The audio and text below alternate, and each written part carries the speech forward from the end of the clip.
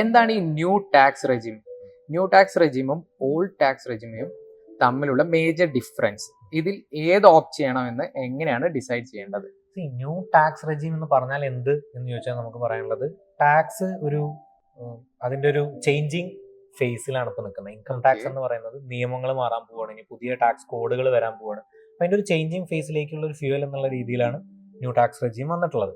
New tax regime ആണോ old tax regime ആണോ നല്ലതെന്ന് ചോദിച്ചാൽ, ഇതിന്റെ ഡിഫറൻസിയേഷൻസ് നോക്കിയിട്ട് ഇതിൽ ഏതാ നല്ലതെന്ന് ചോദിച്ചാൽ ഒരു സ്ട്രെയിറ്റ് ആൻസർ നമുക്ക് ഒരിക്കലും പറയാൻ പറ്റില്ല.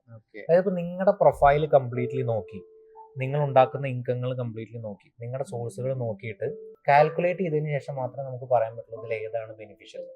ചിലപ്പോൾ നിങ്ങൾക്ക് ന്യൂ റെജീം ആയിരിക്കും ബെനിഫിഷ്യൽ, ചിലപ്പോൾ എന്റെ പ്രൊഫൈൽ ഇവാലുവേറ്റ് ചെയ്താൽ ഓൾഡ് എടുക്കുന്നതായിരിക്കും നല്ലത്. അപ്പോൾ അത് കാൽക്കുലേറ്റ് ചെയ്ത് നമുക്ക് ടാക്സ് പ്ലാനിംഗ് ഒക്കെ ഇംപ്ലിമെന്റ് ചെയ്തിട്ടേ നമുക്ക് പറയാൻ പറ്റും. അതൊരു സ്ട്രൈറ്റ് ആൻസർ നമുക്കില്ല. അതെ, ഓരോ കമ്പനിക്കും ആളുകൾക്കൊക്കെ ഡിഫറെന്റ് ആവും.